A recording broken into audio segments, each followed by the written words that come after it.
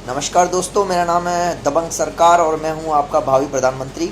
और जैसा कि मैं आपको बताना चाहूँगा कि ये वीडियो मुझे बनाने की ज़रूरत इसलिए पड़ रही है क्योंकि बहुत दिन से जो मैं देख रहा हूँ कि इस देश में जो गड़बड़ घोटाला चल रहा है उसके लिए मेरे को ये वीडियो बनानी पड़ रही है। हालांकि जब हम छोटे थे मैं देखता था कि हमें एक हिंदी का जब फाइनल एग्ज़ाम होता था, 7वीं 8वीं की बात है, तब शायद हमें एक ऐसे लिखने को मिलता था जिसमें निबंध का जो टॉपिक होता था वो होता था कि अगर मैं इस देश का प्रधानमंत्री होता। तो तब हम तो छोटे थे, तब हम लिख देते थे, हम तो ऐसा आंसर लिखते थे भाई साहब कि जैसे कि जो मास्टर है भाई साहब पढ़ पढ़ा के इतना इंप्रेस हो जाए कि भाई 10 में से 11 नंबर ही दे दे। तो हम तो ऐसा आंसर लिखते थे। तो लेकिन हालांकि अब जब इतने बड़े हो गए हैं तो अब पता लग रहा है कि भाई उस ऐसे का बड़ा महत्व होता था। और आज हमें लगता है कि आज अगर हमें प्रधानमंत्री बनने का मौका दिया जाए तो वाकई में हम देश को पलट सकते हैं। हालांकि हम देख रहे हैं कि आजकल तो बुढ़े लोगों ने अपनी गद्दी छोड़ने का निर्णय नहीं लिया है और अभी 65 साल से ऊपर के हो रहे हैं तब भी गद्दी नहीं छोड़ रहे हैं। अब यहाँ तो आप जानते हो कि दिल्ली में कंजड़ वाले ने इतना बुरा हाल कर रखा है और यहाँ फेंकूँ अपनी फेंक फेंक के भाई पूरी राजनीति चला रहा है। वहाँ गंजे ने माँ बहन कर रखी है। तो आपको तो पता है हर जगह हर स्टेट का पूरे देश का बेड़ा गर्क हो रखा है। लेकिन हालांकि जो अभी चल रहा है उससे मैं बहुत दुखी हूँ क्योंकि देश बहुत अच्छा बन सकता है। हालांकि अपनी प्रजा एक राजा क्यों चुनती है? प्रजा एक राजा इसलिए चुनती है कि ताकि उसकी प्रजा खुश रहे और उसका राजा भी मस्त रहे। और यहाँ तो राजा ही मस्त है, यहाँ प्रजा खुश ही नहीं है। भाई आधे लोग मोदी को गाली देते हैं, आधे लोग मोदी को गाली नहीं देते हैं। मैं कहता हूँ जो लोग गाली नहीं देते हैं वो तो चलो ठीक है, कोई वो तो अंधभक्त में आ गए। लेकिन जो लोग गाली देते हैं इसका मतलब वो कहीं ना कहीं उसके काम से खुश नहीं है ना भाई। तो कहीं ना कहीं जब उसके काम से ही खुश नहीं है तो ये बहुत बड़ी चीज़ मायने रखती है कि एक राजा सही तरीके से काम नहीं कर रहा है। भाई राजा का कर्तव्य सबको खुश रखे। अब आप एक बात बताओ छोटी सी कि इस कोरोना में जो कोरोना चल रहा है आज के डेट में 2-2.5 महीने हो गए हैं इस कोरोना को और इतना त्राहिमाम मचा रखा है इस कोरोना ने। मैं कह रहा हूँ 100 रास्ते थे इस कोरोना से बचने के, 100 रास्ते।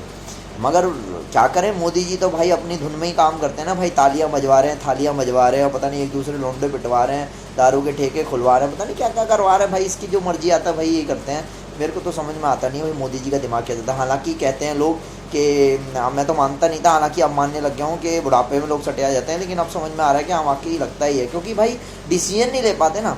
100 रास्ते थे, मैं कह रहा हूँ आपके इस कोरोना से बचने के 100 रास्ते थे, एक भी रास्ता अपनाया हो।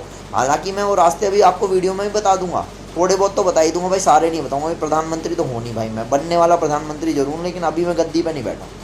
तो अगर मैं आपको रास्ते बताऊँ कि भाई क्या रास्ते थे, तो सबसे पहला रास्ता ये था कि सबसे पहले इनको ये जो पलायन कर रहे हैं मजदूर, जितने भी लोग पलायन कर रहे हैं, इनको पलायन करने से ये एक स्पीच ऐसी देते हैं जिसके अंदर ये बताते कि भाई तुम लोग पलायन ना करो। और सबसे ज़रूरी काम ये था कि भाई आपको इनके अकाउंट में पैसे डलवाने थे। आपको क्या करना था कि आपको आरबीआई का जो हेड है, जो गवर्नर है, उसको फ़ोन करना था और उसको ये कहना था कि भाई 24 घंटे के लिए आप सबके अकाउंट एकदम सील कर दो। 24 घंटे ना कोई क्रेडिट होगा ना कोई डेबिट होगा। अब इससे क्या करना था, आपको एक स्पीच देनी थी दोबारा आके इस टीवी पे कि भाई ना तो इस 24 घंटे में कोई पैसे निकालेगा एटीएम से, ना कोई पैसे डालेगा बैंक जाकर। समझ में आ गई?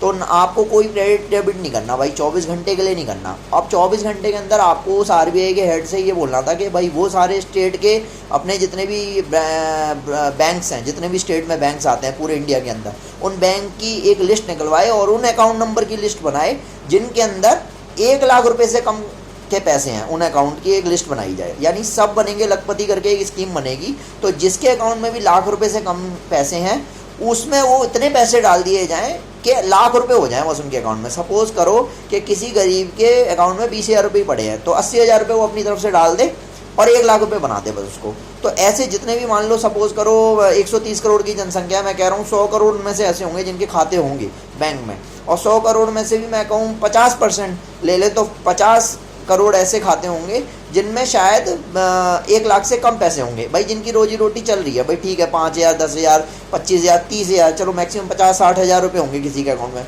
तो जितना भी माइनस करके 1 लाख से आता है उतने अकाउंट में डाल के उनके 1 लाख बना देते और उनको ये भाषण दे के एक टीवी पे कह देते कि भाई देखो अब मैंने तुम्हारे अकाउंट में डलवा भी दिए 1 लाख रुपये, अब तुम अपनी रोजी रोटी चलाओ और जहाँ रह रहे हो किराया भी दो और खा भी लो, 2-3 महीने निकाल लो, बाकी फिर तुम अपनी जहाँ जॉब कर रहे हो वहाँ कर देना। तो पहला काम तो उनको ये करना था कि गरीबों के अकाउंट में पैसे डालने थे। दूसरा, चलो ये भी नहीं कर पा रहे भाई, दूसरा ये करना था, मान लो तुम खुद डर रहे हो, लोगों से नहीं मिल रहे भाई, तुम सोच रहे हो मेरे को कोरोना हो जाएगा, मैं तो प्रधानमंत्री हूँ भाई, मेरे को ही कोरोना हो गया तो क्या हो जाएगा, इसलिए तुम चाहते तो भाई पुलिस वाले जो भी वहाँ ड्यूटी कर रहे हैं, जो पलायन लोग कर रहे हैं, उनसे जो पुलिस वाले मिल रहे हैं, उनको जो रोक रहे हैं भाई, उन पुलिस वालों को ही पैसे दे देते और कहते भाई मेरे नाम से तुम बांट दो 1000 रुपये हर पलायन करते हुए मजदूर को। तो लाइव अगर तुम्हारे द्वारा भी पैसे बढ़ते हुए जनता देख लेती तो तुम्हारे ऊपर विश्वास हो जाता। तो तुमने तो भाई विश्वासघाती किया ना भाई, तुमने तो दोनों में से कोई कदम नहीं उठाया।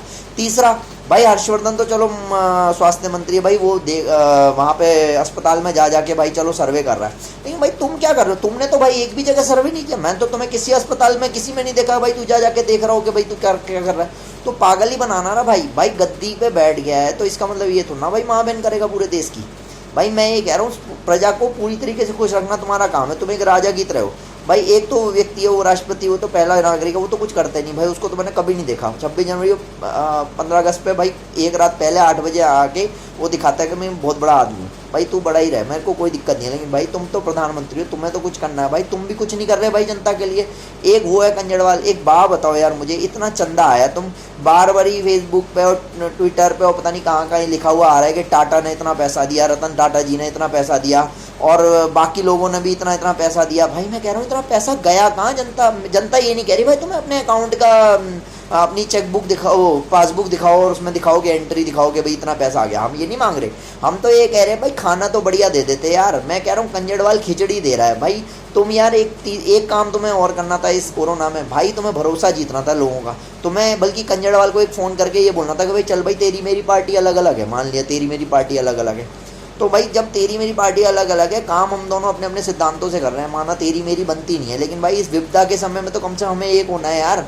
तो तू कंजड़वाल से ये तो कहता कि भाई खिचड़ी तो ना खिला। तुम्हें पता खिचड़ी किसको देते हैं? खिचड़ी भाई मरे हुए आदमी, मर रहा होता है ना जो आदमी एम्स में या कोई हॉस्पिटल में, खिचड़ी उसको खिलाई जाती है। तो तुम क्या ये इनको मरा हुआ मान रहे हो कि भाई ये इंसान नहीं, क्या यही तो तुम्हें वोट देते हैं, इसके आगे तो तुम हाथ फैलाते हो। 2014 में तुमने हाथ फैलाए, तो तुमने भाई इनको खिचड़ी खिलाओगे भाई तुम? अबे तंदूरी रोटी और या पनीर यार कुछ तो ऐसा ढंग का दे देते यार। तुम यार खिचड़ी खिलवा रहे हो ना यार, शर्म तो कर लो यार, हैं? और तुम्हारे कितने स्कूल भाई, कितने सरकारी स्कूल और कितने सरकारी संस्था में काम सही चल रहे हैं तो तुम्हें भी पता है यार। दिल से तुम अपने दिल पे हाथ रख के पूछ लो। और मुझे एक बात बताओ भाई, आप गद्दी भी क्यों नहीं छोड़ रहे भाई? आप 68 साल के हो गए, आप गद्दी कब छोड़ोगे यार? आप कोई जवानों को आने दोगे यार? आपको लगता है आप ही बहुत बढ़िया देश संभाल सकते हो? अबे जवान आदमी बहुत आपसे तगड़े पड़े हैं। जब सचिन तेंदुलकर चल रहा था ना तो उस समय लोग सोचते थे सचिन तेंदुलकर ही बहुत मास्टर ब्लास्टर है, अब उसके भी प्लास्टर उतर गए।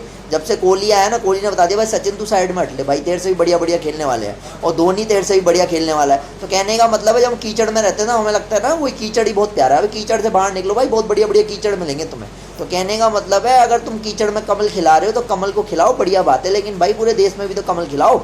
तुमने क्या व्यवस्थाएं की? तुम इस कोरोना में, मैं कह रहा हूँ हजारों रास्ते थे जिससे आप दुनिया को बचा सकते थे, खुश रख सकते थे, आपने एक काम नहीं किया, धेलेवर एक काम नहीं किया। मैं कह रहा हूँ आप प्रधानमंत्री हो, आप मुख्यमंत्री को नहीं हड़का पा रहे यार। मुख्यमंत्री क्या है भाई आपके आगे? आप पूरे देश के प्रधानमंत्री हो, एक छोटे से राज्य का मुख्यमंत्री है, आप उसको नहीं हड़का पा रहे। अरे एक तो फ़ोन तो करो, हैं? आप पाकिस्तान को वैसे कहते थे भाई मैं तो सर कटवा के ले आऊँगा, एक सर कटेगा मैं साले 100 का सर काट दूंगा। आपने तो एक भी सर नहीं काटा, आपने तो बल्कि उसका बर्थडे और बना दिया। आप तो शुरू में जब जीते थे अपना चुनाव 2014 में, आप तो इमरान खान और उसके पता नहीं कहाँ पाकिस्तान में बर्थडे बनाने चले गए थे। तो आप अपनी गलतियाँ तो देख नहीं रहे। और आज की डेट में आप क्या मदद कर रहे हो? ना आप पैसे से मदद कर रहे हो, यानी आप आर्थिक मदद कर रहे हो, ना आप पर आप यार ये टीवी पे आके जो 15-20 मिनट आधा घंटे का भाषण देते हो कि आत्मनिर्भर बनो। यार आत्मनिर्भर से ज़िंदगी चल रही है क्या भाई? हैं? हजारों आदमी बेरोजगार बैठा है, देश की लुटिया डूब गई। 70 साल में आज तक कभी नहीं हुआ जब इकोनॉमी इतनी डाउन गई हो। कुछ तो सोचो भाई। अरे कुछ तो उस वोट की शर्म कर लो जो वोट भरोसे के नाते लोगों ने तुम्हें दिया था। तुमने क्या किया इस देश के लिए? अरे ईमान अगर थोड़ा सा रह गया ना भाई, थोड़ी सी शर्म कर लो, थोड़ी सी। मैं ये नहीं कह रहा कि भाई तुम चलो ठीक है, अरे मैं कह रहा हूँ तुम 20% खा लो यार, 80% तो इस देश को दे दो। तुम तो 80% भी देश को नहीं दे रहे हो, तो तुम कर क्या रहे हो? तुम कुछ भी नहीं कर रहे भाई, तुम देश को बना रहे हो चूतिया। और मैं आज फिर बता रहा हूँ, ऊपर वाले को जवाब देना है तुम्हें। तो प्लीज़ मैं फिर से कह रहा हूँ आपको कि प्लीज़ प्लीज़ प्लीज़ जनता को उल्लू मत बनाओ, प्लीज़ वो काम करो जो देश के हित में हो। बस मैं इतना ही कहना चाहता हूँ। बहुत बहुत धन्यवाद दबंग सरकार, थैंक यू।